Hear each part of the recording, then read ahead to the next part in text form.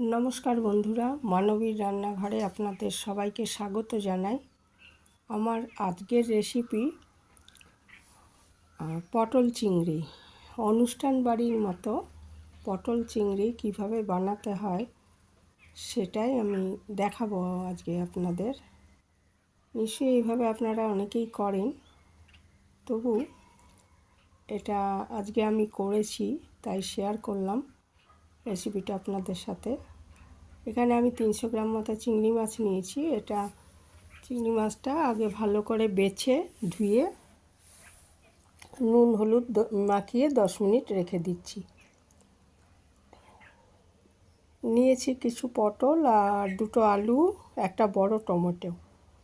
আর লাগবে আমার দুটো পেঁয়াজ, সেটা আমি আর এমনি দেখাইনি। দুটো পেঁয়াজ, 4 কোয়া মতো রসুন আর অল্প একটু আদা রসুনটা বেটে নেব।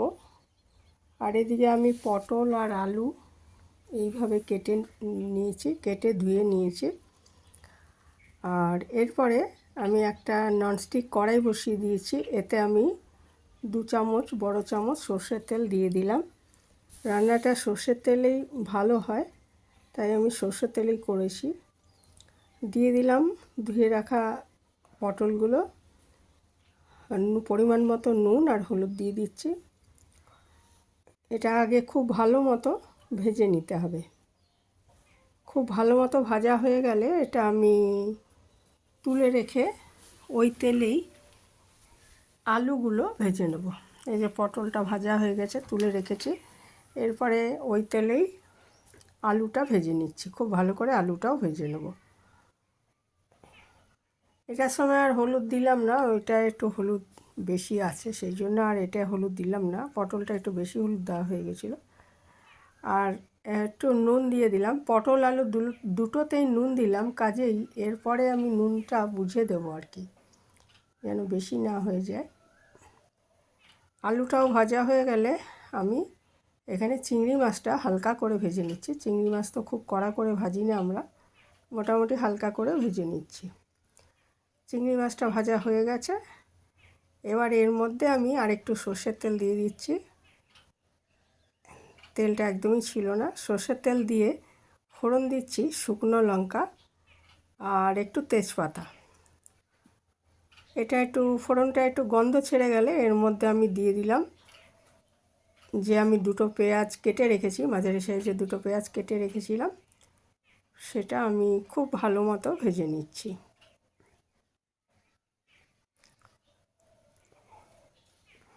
ভালো মতো ভেজে নিচ্ছি। তারপরে এর মধ্যে আমি ওই আদা বাটা আর রসুন বাটাটা দিয়ে দিলাম।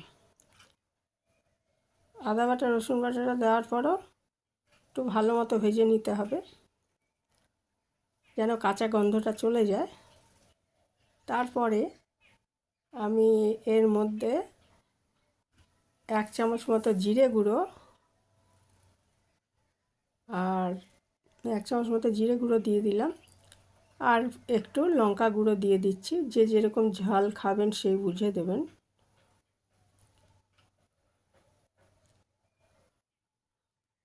দিয়ে আর একটুখানি সামান্য একটু জল দিয়ে দিলাম, কারণ গুঁড়ো মশলাটা তো আমি ভিজিয়ে রাখিনি, সেই জন্য একটু জল দিয়ে দিলাম, নাহলে গুঁড়ো মশলাটা পুড়ে যেতে পারে। এবারে এটা ভাজা হয়ে গেলে আমি এর মধ্যে দিয়ে দিচ্ছি যে টমেটোটা, একটা বড় সাইজের টমেটো নিয়েছি, সেটাকে টুকরো করে রেখেছিলাম, সেটাকে আমি দিয়ে দিলাম। দিয়ে এটাও আমি ভালো মতো একটু কষিয়ে নেব। এটা থেকে জল ছেড়ে আসবে, তাতেই ওই মশলাটা ভালো মতো কষা হয়ে যাবে। তারপরে কিছুক্ষণ ওটা কষানোর পর আমি এর মধ্যে দিয়ে দিলাম ভেজে রাখা আলু আর পটল, দিয়ে আবারও 3-4 মিনিট খুব ভালো মতো কষিয়ে নেব এটা। আর ওদিকে আমি একটু গরম জল করে রেখেছি, কারণ এর মধ্যে আমি ঠান্ডা জল মেশাবো না। গরম জল মেশালে কী হবে, রান্নাটা তাড়াতাড়ি হবে এবং ভালোও হয়। রান্নাটা একটু যদি গরম জলে করা যায়, যে কোনো রান্নাই আমরা যখন জল মেশাই তখন যদি সবসময় হয়ে ওঠে না, কিন্তু গরম জল যদি মেশাই তাহলে অনেক ভালো হয়। এই সময় আমি একটু 2 চামচ দই ফেটিয়ে রেখেছিলাম, সেইটা দিয়ে দিচ্ছি, দিয়ে একটু ভালো মতো নেড়ে চেড়ে নিচ্ছি। এই সময় এটা ভালো মতো নাড়তে হবে। দইটা ফ্রিজে ছিল তো ওই জন্য একটু জল ছেড়ে গেছে বার করে রাখার পর। তো আমি ওই 2 চামচ মতো নিয়ে ওটা ফেটিয়ে রেখেছিলাম, দিয়ে এটা ভালো মতো কষিয়ে নিলাম। নিয়ে এবারে আমি গরম জলটা মিশিয়ে দিলাম।